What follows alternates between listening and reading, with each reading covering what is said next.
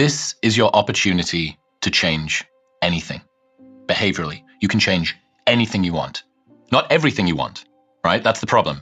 You can become anything you want behaviorally, but you can't be everything you want. So you need to pick a small number.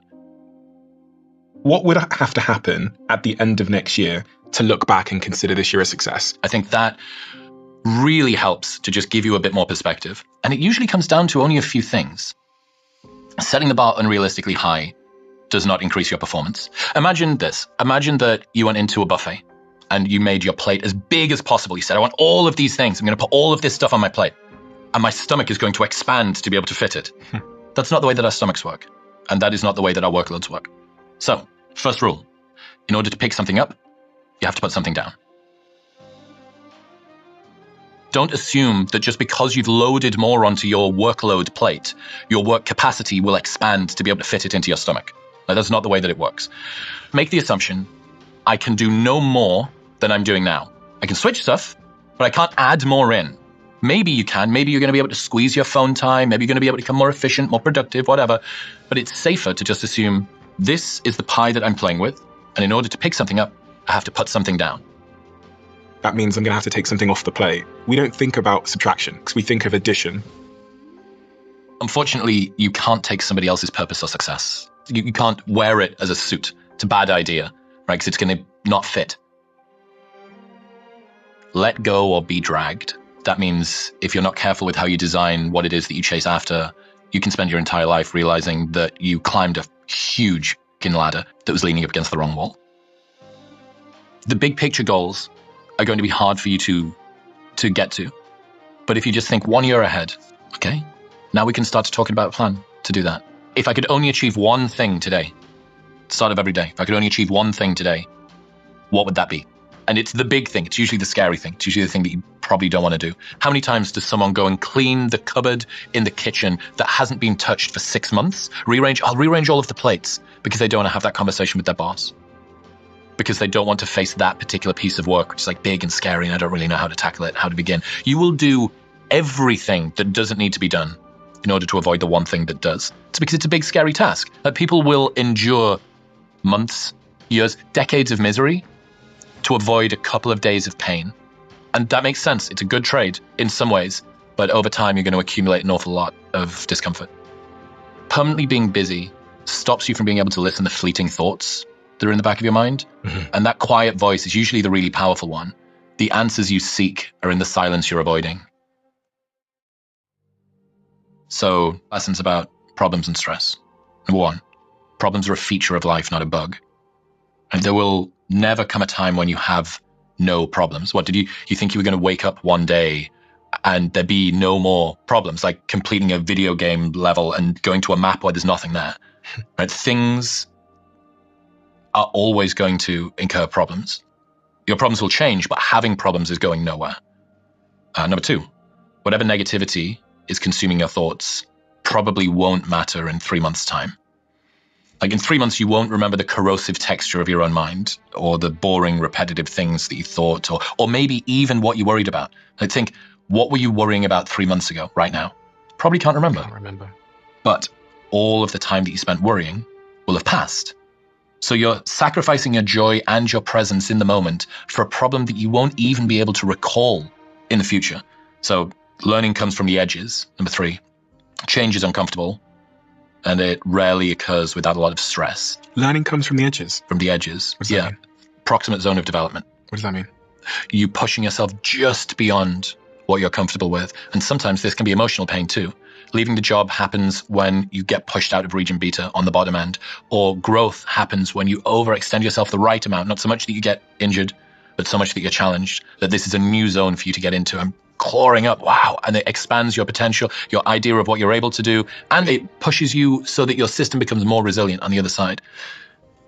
Many of the periods of radical, important change that you have had in your life have only occurred because of severe challenges you faced. Like, look back.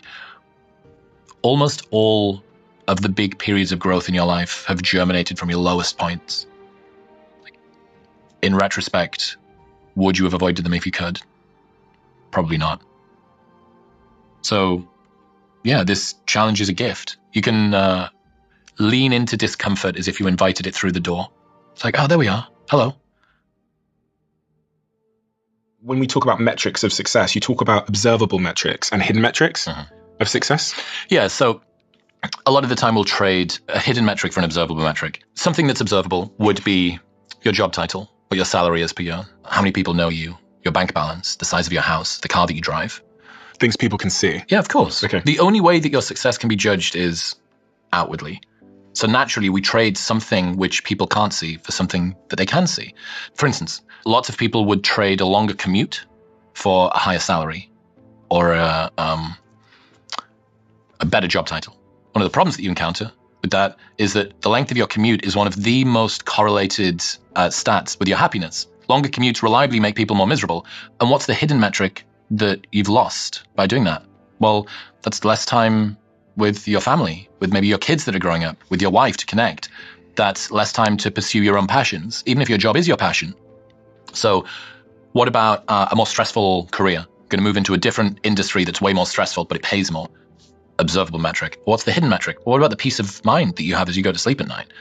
What about what that does to your health and the quality of your relationships and your ability to be present on a weekend? So you're not able to turn your phone off because your last job was 9 to 5, but this one is 24/7. Well, it's difficult to say because you're like, people want and need real resources. I want to improve the quality of my family. That's a noble thing to do. But after a while, you have to admit, if you already live a comfortable quality of life and you trade it, you trade your happiness or your peace in order to get more, you're making a bad choice because you're going to sacrifice something that you want, which is happiness, peace, connection, for something that's supposed to get the thing that you want. There's a wonderful idea called productivity dysmorphia. So it's the inability to see your own success. It's like to acknowledge the volume of your own output. So it sits at the intersection of burnout, imposter syndrome, and anxiety.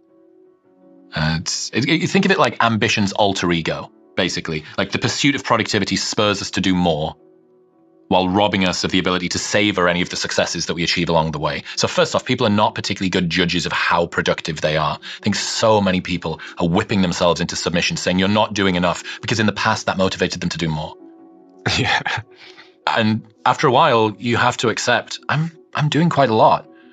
And if you were an athlete on a sports team and your coach only ever pointed at you when you made a bad play, you wouldn't feel particularly motivated by that. But a lot of people have this sense of productivity debt.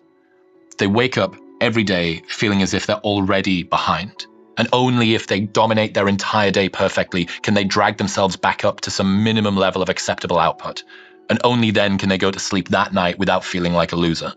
This means that your set point is loss. And the best thing that you can do if you crush the day is get to a draw. You never win. And then there's this sort of weird drill sergeant in the back of your mind that's saying, all right, you can have a little bit of a break now, but just so you know, as soon as you wake up in the morning, it's all going to happen again. It seems to me that on every hero's journey, as soon as they make the commitment to go from where they are to where they want to be, their self-belief never wavers. Right, sure, there's ups and downs in the journey and the progress, but their conviction doesn't slip. It's like at that moment, the clouds parted and I was sure I was going to become a UFC fighter. I was going to become a businessman. I was going to get off drugs, change my mindset, whatever. In my experience, that's not the way it is at all.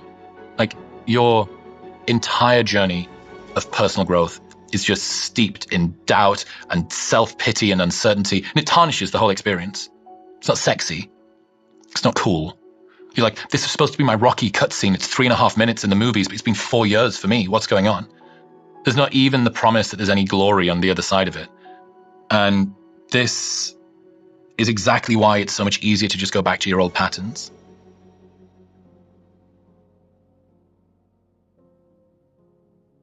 I guess this lonely chapter idea is a consequence of what will happen when you go in pursuit of a big goal. You want to start the business, you want to quit the job, whatever. Explain to me what the lonely chapter is. The lonely chapter describes a time in your life where you're so developed that you can't really resonate with your old set of friends, but you're not yet sufficiently developed that you've built a new set of friends. Give me an example. You have decided to stop drinking. Your New Year's resolution is 6 months, I'm going to stop drinking.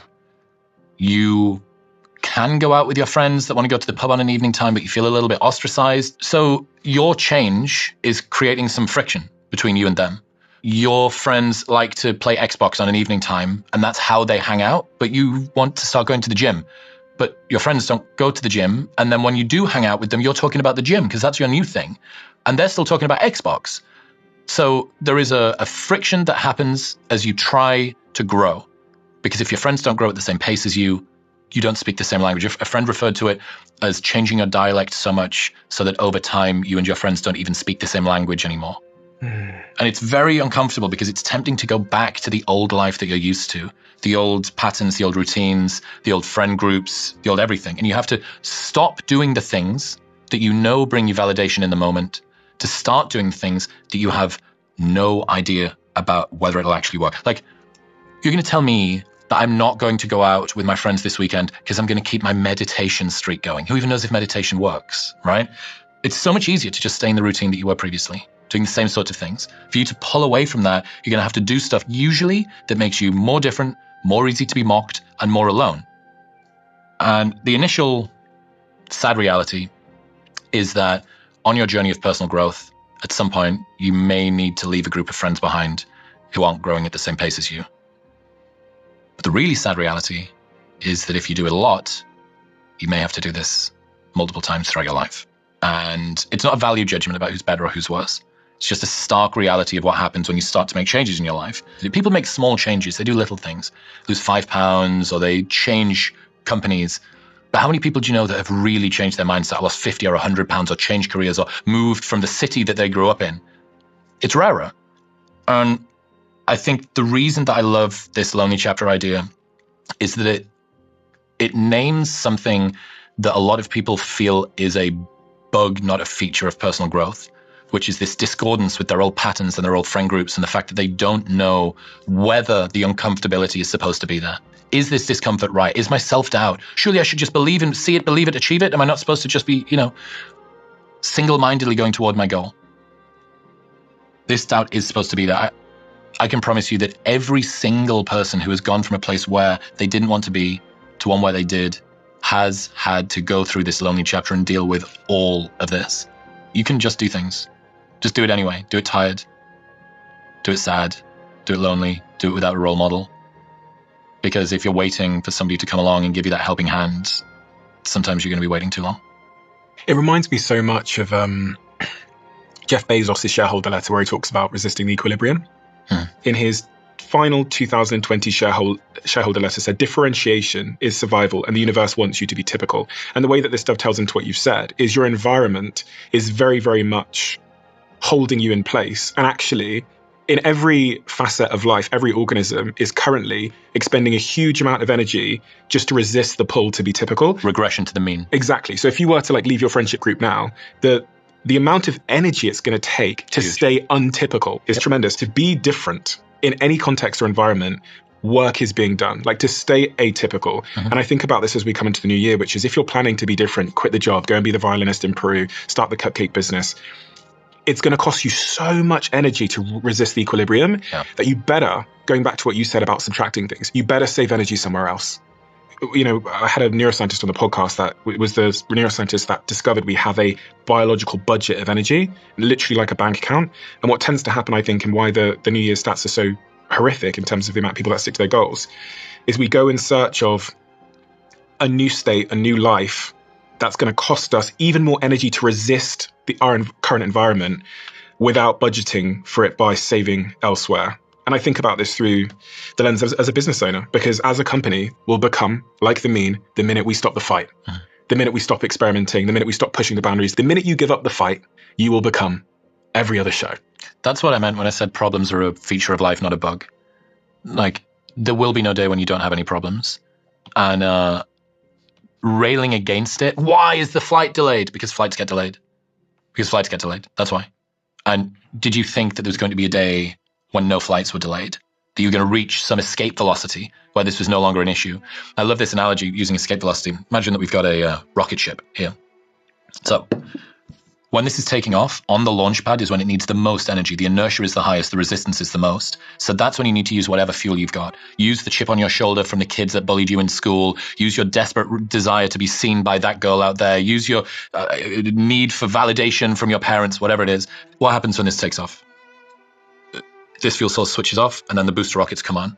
That's as you get to a different level of altitude.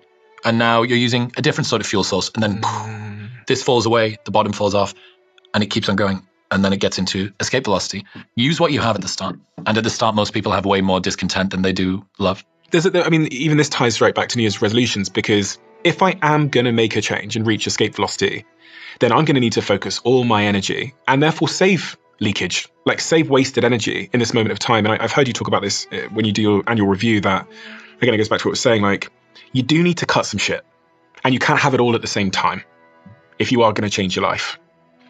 This is one of the problems of overcooking your goals for the next 12 months.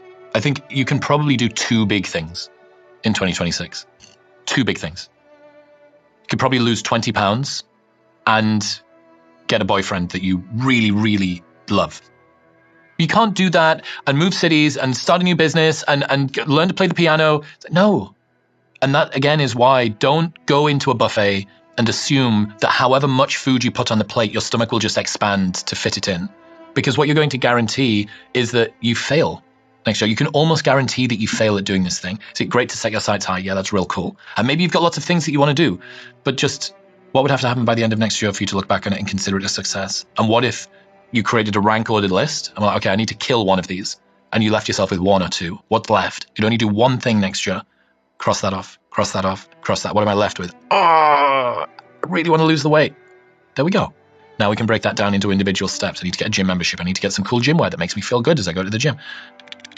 What is the most important things we haven't talked about? The strivers who want to make change, become someone else. Stop taking life so seriously. Like, no one is getting out of this game alive, literally. In 3 generations, no one will even remember your name. And if that doesn't give you liberation to just drop your fucking problems for a moment and find some joy, I don't know what will. Like, life is inherently ridiculous and guaranteed to end sooner or later. So you might as well enjoy the ride. This is this deferred happiness syndrome thing, dude. Like, don't wait. Life really is happening right now. There is this belief that once life's duties are out of the way, then you can finally start doing the thing you want to and fully living your life. It's called the provisional life. This sort of strange feeling that you're not yet in your real life. For now, you're doing this thing or that, but there's always the fantasy that at some point in future, the real thing will come about. There is a kind of urgency that I think we could all do with. And that's not to put pressure on people so that they feel like a failure if they fall short. It's not to deny the fact that people have got real, legitimate resource and time constraints that mean that they can't do a thing. But don't wait, because life really is happening right now.